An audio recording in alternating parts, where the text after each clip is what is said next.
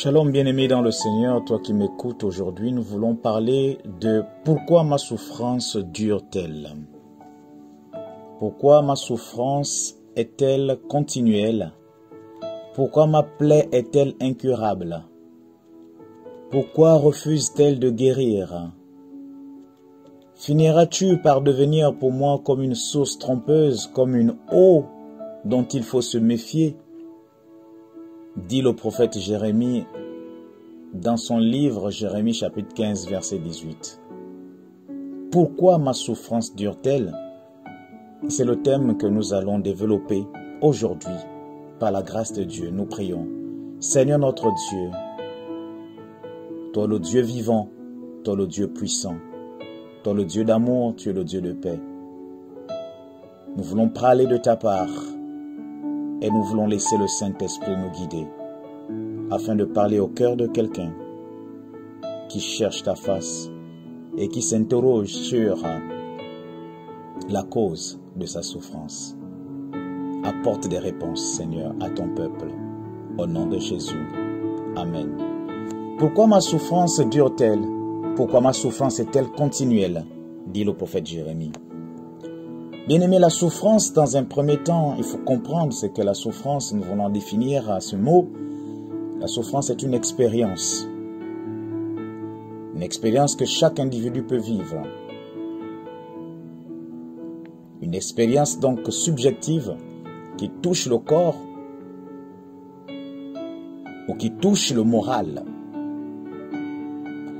Elle se caractérise par une douleur qui peut être intense et persistante. Cette souffrance peut être causée par plusieurs facteurs.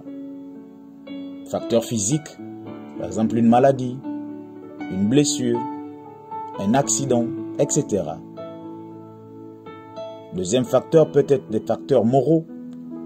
Quand on parle de facteurs moraux, on peut parler de deuil, la perte de quelqu'un, un divorce difficile, une injustice, un traumatisme, etc. Le troisième facteur, c'est les facteurs spirituels. Tu peux connaître ce qu'on appelle un sentiment d'abandon, de rejet. Tu peux connaître et vivre et nourrir la culpabilité. Tu peux vivre en toi ce qu'on appelle un vide existentiel. Et tout ceci, ce sont des souffrances que les hommes peuvent connaître. La souffrance est donc une réalité universelle. Elle touche tous les êtres humains, des quatre coins du globe. À un moment de leur vie, à un moment de notre vie, nous connaissons ce qu'on appelle la souffrance. Et cette souffrance peut être brève ou elle peut être longue. Mais il faut que nous puissions comprendre que la souffrance n'est pas nécessairement, je dis bien la souffrance, n'est pas nécessairement une punition de Dieu. La souffrance peut être un moyen de croissance. La souffrance peut être un moyen de transformation personnelle. La souffrance peut nous amener à nous questionner sur le sens de l'existence, le sens de la vie. Elle peut nous permettre de développer notre compassion vis-à-vis des autres et de nous tourner vers Dieu. La souffrance est donc une véritable école pour quiconque passe par cette étape de l'existence ou de la vie. La souffrance est formatrice. Encore faudrait-il adopter la bonne attitude. Mais avant d'adopter la bonne attitude, il est important de discerner la cause de la souffrance. La souffrance a plusieurs causes. Et moi, je vais vous en citer 3. Par la grâce de notre Seigneur Jésus. La première cause de la souffrance que j'ai déterminée, c'est le diable. Le malin, le méchant, le voleur, le brigand. C'est tous ces mots, tous ces qualificatifs, tous ces noms sont portés par une seule et même entité, Satan. L'ennemi de nos âmes, l'ennemi des gens de bien, l'ennemi de Dieu et l'ennemi de son peuple. Parlant de lui, il est écrit dans le livre de Jean chapitre 10, verset 10, « Le voleur ne vient que pour dérober, égorger et détruire. » Ces termes sont clairs. Le diable ne sait pas faire du bien. Le bien n'est pas en lui. Il ne peut pas faire du bien. Il va peut-être faire semblant, mais il ne fera jamais le bien. Le bien n'est pas dans sa nature. Le bien ne le caractérise pas. Il s'appelle le malin. Et c'est la même racine que mal, malheur. Le diable ne peut pas t'amener le bonheur. Il ne peut pas te procurer le bonheur. Combien de familles, combien de gens vont auprès de lui pour le consulter, pour chercher la vie? Des mamans vont auprès de lui pour chercher des enfants parce qu'elles n'arrivent pas à enfanter. Des hommes, des femmes, des jeunes vont à lui pour chercher la prospérité, le bonheur, la grâce, pour chercher, j'ai envie de dire, la percée auprès de lui. Il va te donner ce que tu penses. Il va te donner ce que tu crois être la percée, ce que tu penses être la bénédiction. Mais ce qu'il va prendre en toi, ce qu'il va prendre de toi, sera beaucoup plus que ce que tu lui as donné. Tu lui auras donné ton âme. Et lui il t'aura donné quelques miettes. Et la Bible nous dit à ce sujet, à quoi sert-il à un homme de gagner le monde entier s'il perd son âme? Le malin, le voleur, le méchant ne te procurera jamais le bonheur. Que l'on ne te trompe pas et ne te laisse pas tromper par ses ruses. Il ne sait pas faire le bien. Il ne sait pas faire le bien. Il ne peut pas te procurer le bien. Dieu l'appelle le voleur et il ne vient que pour dérober, égorger et détruire. Aller auprès de lui, c'est pour aller composer avec la mort. Que tu sois conscient de cette vérité ou pas, cela ne change rien à la réalité du diable. Il est mauvais. Il est méchant. Il est rempli de haine. Il est rempli de ruse. Il est rempli de méchanceté. Son rôle, c'est de détruire, de tuer, de faire du mal, de diviser. La suite de ce passage que je suis en train de décrire nous dit, mais le Fils de Dieu, donc Jésus, est venu afin que les brebis aient la vie et qu'elles soient dans l'abondance.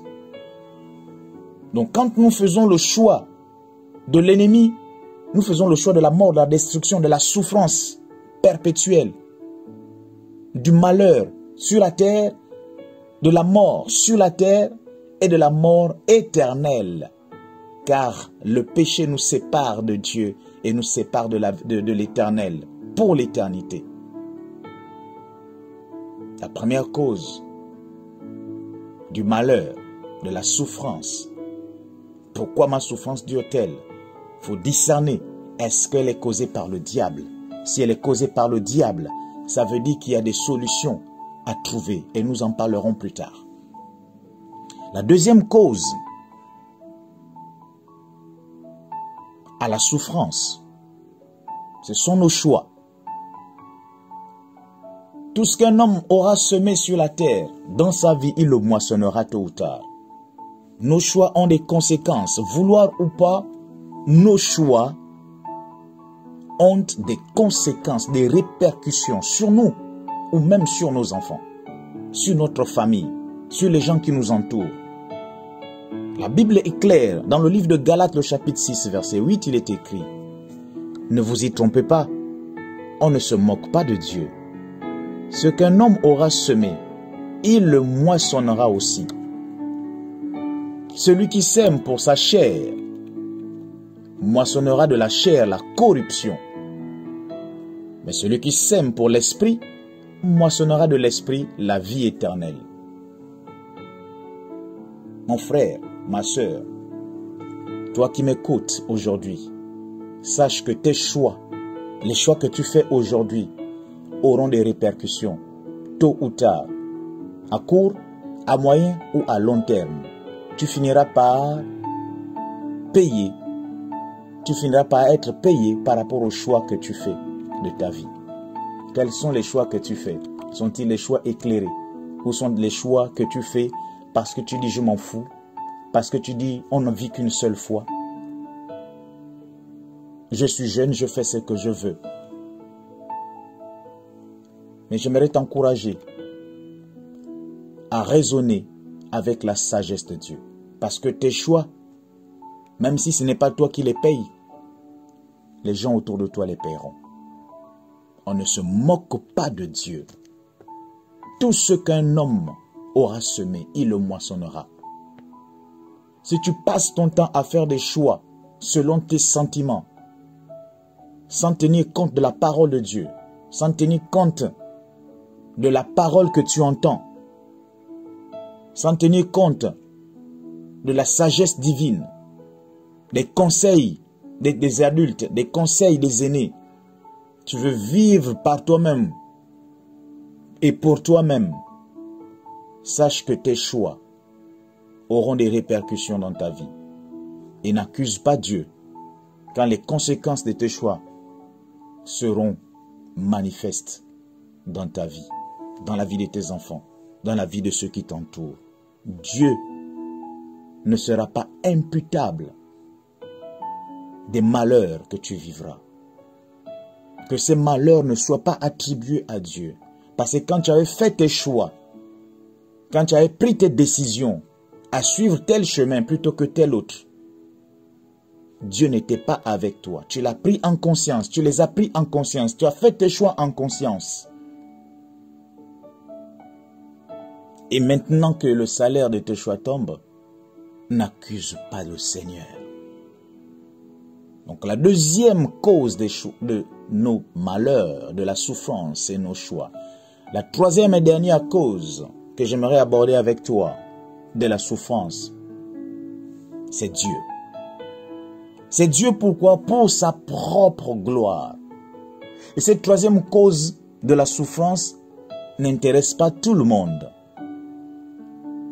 Elle intéresse uniquement, ce développement intéresse uniquement tous ceux qui sont enfants de Dieu, ceux qui sont serviteurs de Dieu. C'est pourquoi j'ai pris le texte de Jérémie qui est un prophète de l'Éternel au début. C'est lui qui parle en disant « Pourquoi ma souffrance est-elle continuelle? Pourquoi ma plaie est-elle incurable? Pourquoi refuse-t-elle de guérir? Finiras-tu par devenir pour moi comme une source trompeuse, comme une eau dont il faut se méfier ?» Jérémie est en train de parler ainsi à l'Éternel. Il est en train de se poser des questions. Mais Jérémie est un serviteur de Dieu. C'est un homme qui sert l'Éternel. C'est un prophète de l'Éternel. Il parle contre Israël parce qu'Israël s'est détourné de Dieu. Et à cause de ces messages qu'il donne à Israël de la part du Seigneur, son peuple le persécute jusqu'à le jeter dans un puits, jusqu'à l'emprisonner. Pourtant, il n'a rien fait de mal. Vous voyez, c'est la souffrance causée par Dieu lui-même à ses serviteurs. Il dit dans le livre de Lamentations, chapitre 3, versets 37 à 38, « Qui dira qu'une chose arrive sans que le Seigneur l'ait ordonné? N'est-ce pas de la volonté du Très-Haut que viennent les maux et les biens? N'est-ce pas de la volonté du Très-Haut que viennent les maux et les biens? L'Éternel lui-même est la cause de certaines souffrances. Et nous allons voir pourquoi. Dans le livre de Romains chapitre 8, verset 28, il est écrit, c'est un passage connu par beaucoup de chrétiens, « Nous savons, du reste, que toutes choses concourent au bien de ceux qui aiment Dieu. » Il va falloir souligner le mot, l'expression plutôt, qui aiment Dieu, de ceux qui sont appelés selon son dessein. Il faut également souligner ceux qui sont appelés selon son dessein. Dieu fait travailler, Dieu fait collaborer toutes choses pour le bien de ceux qui lui appartiennent, de ceux qui l'aiment et de ceux qui sont appelés par lui selon son plan divin. Il va faire travailler le malheur, il va faire travailler la persécution, il va faire travailler la douleur, il va faire travailler la souffrance. Il va mettre ça ensemble dans ta vie pour ton bien, parce que l'Éternel veut ton bien. Comme il veut ton bien, il va passer par la souffrance pour te former, pour retirer ce qui n'est pas droit, pour enlever ce qui est tortueux, pour redresser ce qui est tordu. L'Éternel passe par la souffrance. Oui, ce troisième type de cause de la souffrance est attribué à Dieu pour le bien de ceux qui lui appartiennent et ceux qui sont sincères, de ceux qui marchent avec lui. Alors nous venons d'étudier les trois causes de la souffrance.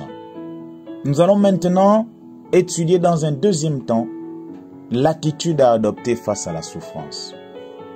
Le premier point, c'est les différentes causes de la souffrance. Nous avons vu, premièrement, que la souffrance est causée par le diable, le malin, le méchant. Deuxièmement, la souffrance est causée par nos choix. Troisièmement, la souffrance est causée par Dieu pour sa propre gloire. Dans le deuxième grand point, maintenant, nous allons étudier quelle est l'attitude à adopter face à la souffrance.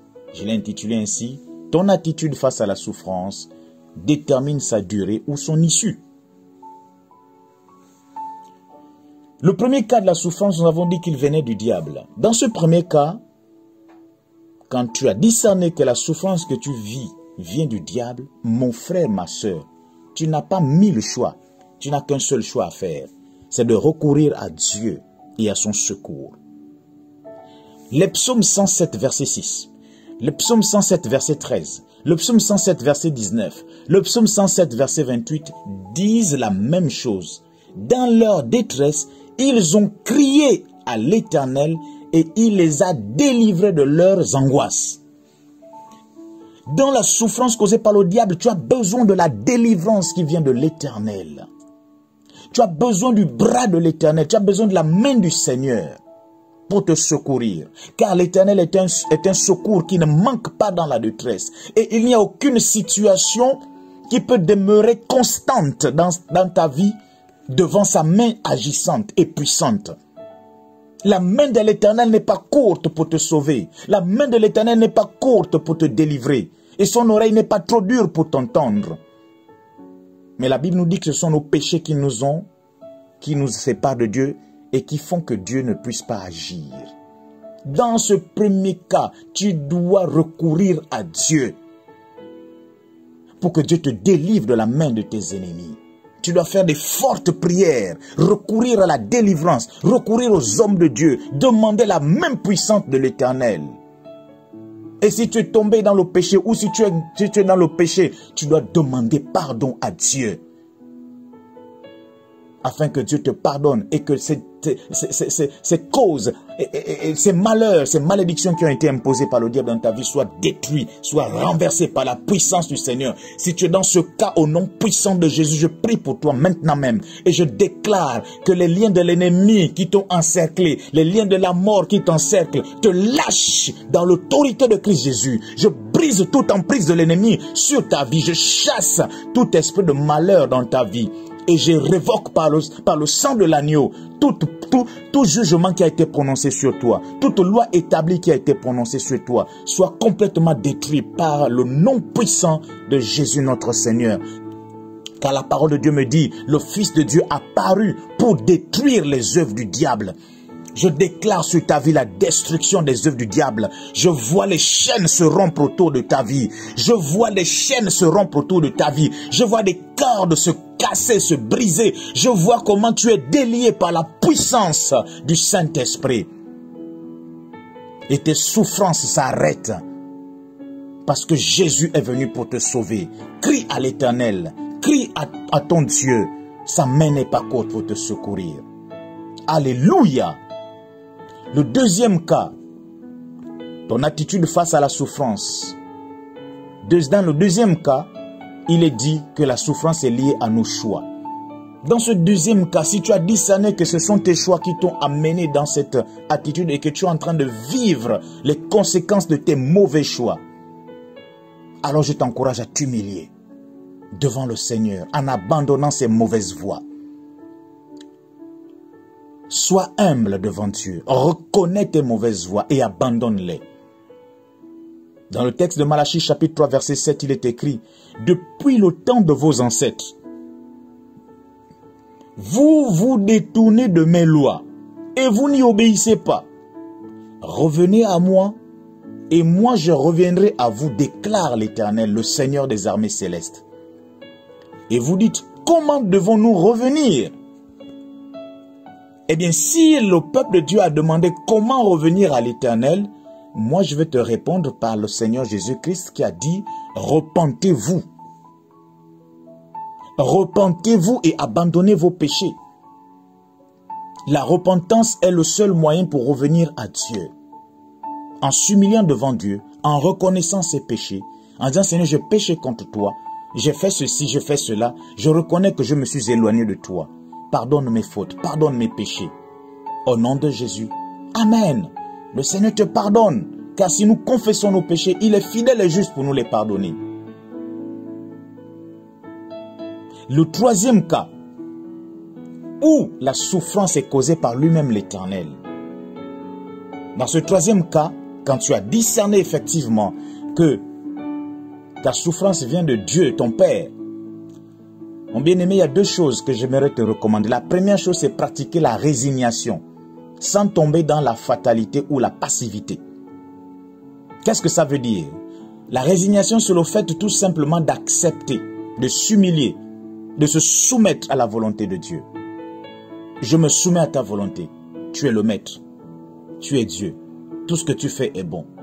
Ta volonté est bonne, agréable et parfaite. Alors, Seigneur, j'accepte de passer par là. C'est une école pour moi. Tu sais ce qui est bien pour moi. Forme-moi. C'est ça la résignation. Mais quand je parle de résignation, je dis de ne pas tomber dans la fatalité. Pourquoi? Ou dans la passivité. C'est parce que il y a beaucoup de chrétiens qui, dans la souffrance, abandonnent Dieu, ne veulent plus servir Dieu, ne veulent plus faire quoi que ce soit, et même ne veulent plus entendre parler de Dieu. Ceux-là, ils sont tombés dans la passivité ou dans la dépression. Il n'est pas question de tomber dans ça. Il est question d'accepter la volonté de Dieu et de continuer à servir Dieu, de continuer à lui faire confiance.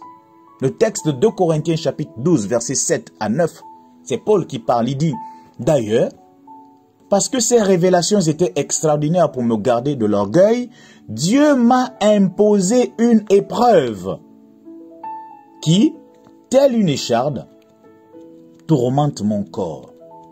Elle me vient de Satan qui a été chargé de me frapper pour que je ne sois pas rempli d'orgueil. » Verset 8, c'est là où c'est intéressant. Au sujet de cette épreuve, j'ai prié 3 fois le Seigneur de l'éloigner de moi. Mais il m'a répondu, ma grâce te suffit. C'est dans la faiblesse que ma puissance se manifeste pleinement. C'est pourquoi je me vanterai plutôt de mes faiblesses afin que la puissance du Christ repose sur moi. Oui, Paul n'est pas resté dans la passivité. Il s'est résigné, il a accepté la souffrance. Mais il est passé, il a plutôt continué à servir Dieu et il a prié Dieu. Jusqu'à 3 fois, nous précisent les Saintes Écritures. Il a prié jusqu'à 3 fois. Il y en a qui prient une fois, ils s'arrêtent, ils abandonnent, Dieu ne m'écoute pas. Il y en a qui essaient de prier 2 fois, ils abandonnent, ils disent Dieu ne m'écoute pas. Mais Paul allait jusqu'à 3 fois. Dieu l'a écouté et Dieu lui a répondu. Il dit, ma grâce te suffit, Paul. Tu entends, Paul? Ma grâce te suffit.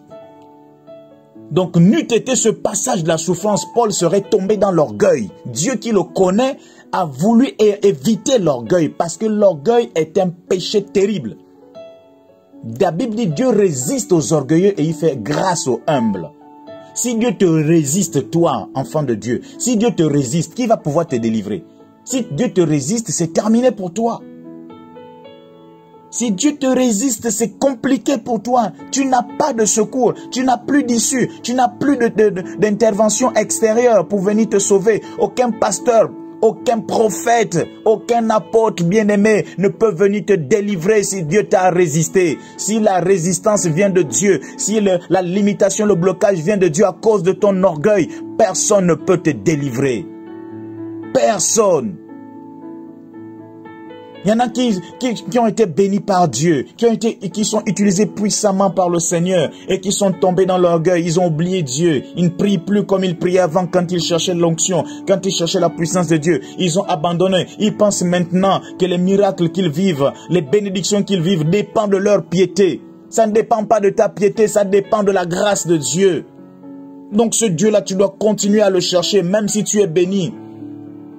Il y en a qui, une fois bénis, ont abandonné Dieu. Ils ont eu les enfants qu'ils cherchaient dans les jeûnes et dans les prières. Ils ont abandonné Dieu. Maintenant, ils refusent. Ils ne viennent plus à l'église en disant « Ah, les enfants ». Il y en a qui cherchaient le travail parce qu'ils étaient dans le chômage. Mais comme ils ont eu le travail, ils ne viennent plus aux réunions d'église. Ils ne participent plus à la vie d'église. Ils ne servent plus le Seigneur. On dit « Ma soeur, mon frère, qu'est-ce qui se passe ?» Ah, le travail. Donc le travail, ou en somme la bénédiction que tu cherchais dans les jeûnes, dans les prières, dans les retraites, est devenu pour toi un obstacle. En d'autres termes, tu es en train d'imputer ton manque de fidélité à Dieu. Tu es en train d'imputer cela au Seigneur qui t'a béni. Manque de reconnaissance, manque de sagesse. Bien-aimé, pour éviter cela, Dieu te fait passer par la souffrance. La souffrance va te former. À ce niveau-là, la souffrance va te donner un nouveau caractère. La souffrance va te donner un nouvel état d'esprit. Il dit à Paul, « Paul, tu as connu beaucoup de choses de moi. Tu connais beaucoup de choses de moi. Ma grâce te suffit. Ma grâce te suffit. Parce que ma puissance se manifeste pleinement, tu entends, pleinement dans la souffrance. » Et Paul en tire une grande leçon. Il dit, « Maintenant, je veux me vanter plus de mes faiblesses. » Plutôt que de mes souffrances, plutôt que de ma puissance. Bien-aimé, la souffrance imposée par Dieu, elle est indispensable pour nous. Dieu tire sa gloire parce qu'il veut faire de toi un joyau entre ses mains. Il veut faire de toi une pierre polie. Il veut faire de toi comme une pierre précieuse. Mais vous savez tout ce que l'or subit avant de sortir un bijou, elle passe par le feu. Et le feu est indispensable pour nous. Ce n'est pas toujours plaisant quand nous sommes dans le feu. Ce n'est pas toujours joyeux, je suis d'accord. Et quand on est dans le feu, on ne sait pas où se tourner. On ne sait pas quand s'en sortir. Mais quand tu as discerné que la souffrance dans laquelle tu penses vient de Dieu, ton attitude doit être l'attachement à Dieu. Il faut espérer en l'Éternel de tout ton cœur. Ne pas l'abandonner, ne pas tomber dans la passivité. Il faut simplement continuer à le servir. Dieu veut te trouver fidèle même dans la souffrance. Le psaume 34, verset 18 nous dit, « L'Éternel est près de ceux qui ont le cœur brisé et il sauve ceux qui ont l'esprit abattu. » Tu es dans l'abattement, le Seigneur le sait et il le voit. Il est près de toi. Il a mis un point final à ta souffrance. Ne pense pas parce qu'elle dure qu'elle va s'éterniser, non. J'aime bien reprendre ce dicton populaire qui dit « Quelle que soit la durée de la nuit, le soleil se lève toujours. » Et moi je le redis comme ça, quelle que soit la longueur de la nuit, le soleil de justice finit par se lever. Et celui que j'appelle le soleil de justice, c'est notre Dieu, le Seigneur Jésus-Christ. Lui, il est le soleil de la justice. Il finit toujours par se lever. Ne baisse pas les bras, ne baisse pas la tête. Reste fidèle au Seigneur, reste droit. Comme Job, il est resté intègre, il est resté droit, il est resté craignant Dieu, malgré tout ce qu'il a perdu. Et Dieu l'a restauré.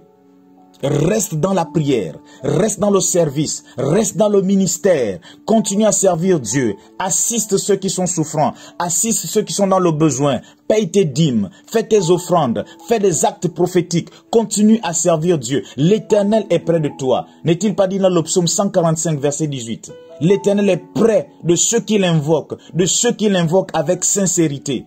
Il accomplit les désirs de ceux qui le craignent. Il entend leurs cris et il les sauve. L'Éternel sauve ceux qui sont dans l'abattement. Je reprends ce texte de Romains 8, 28. Nous savons que tout concourt au bien de ceux qui aiment Dieu, de ceux qui sont appelés selon son dessein. Mon frère, Dieu est avec toi, il ne t'a pas abandonné. Cette maladie que tu traverses, cette souffrance que tu traverses, Dieu est avec toi. Il sait pourquoi tu passes par là. Mais ce n'est pas la fin de l'histoire. 2 Corinthiens chapitre 1 verset 3 à 4.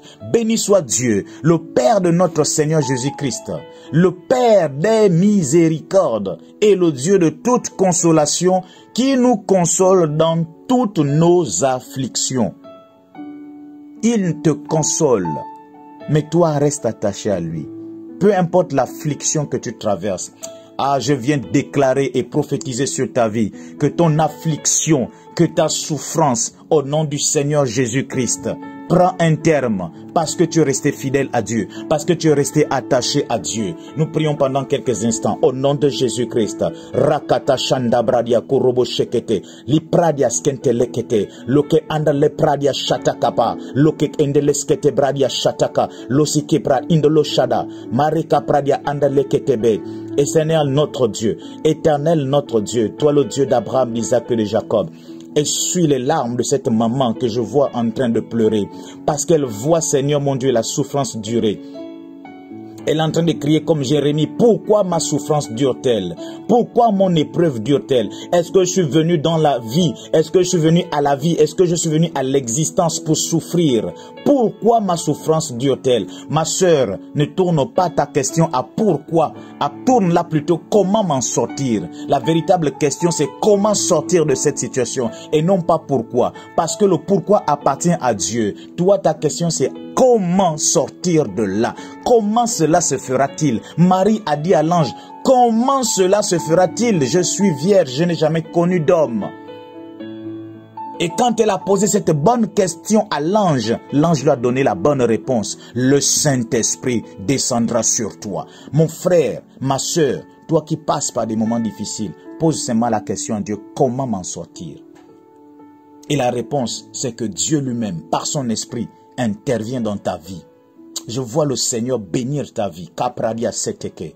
Je vois l'onction du Saint-Esprit te toucher là où tu es. Paribrodia. Reketekete. Je vois ce mal te lâcher, te quitter. Shakata kapradia kondorobo shekete.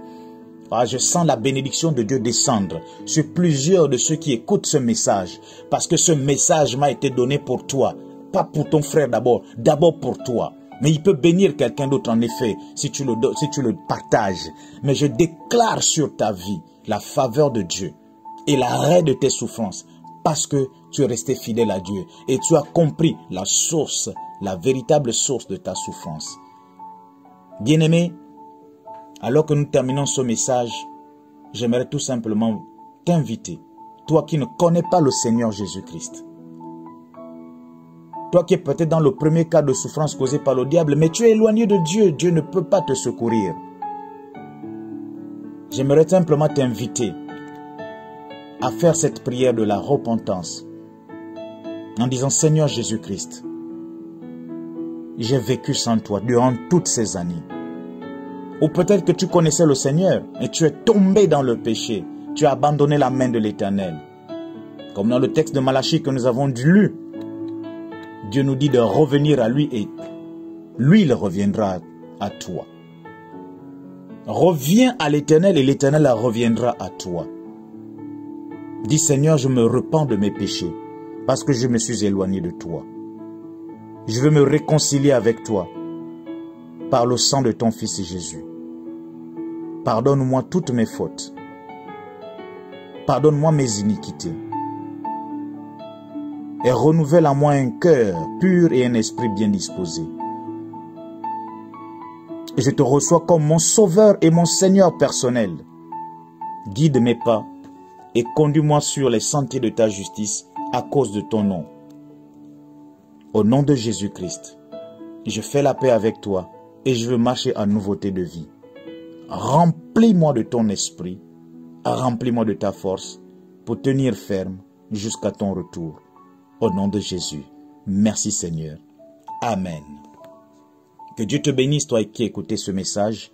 Partage-le à tous ceux qui sont dans la même situation que toi ou ceux que tu connais passant par cette situation, car Dieu veut aussi les bénir. Au nom de Jésus-Christ. Amen.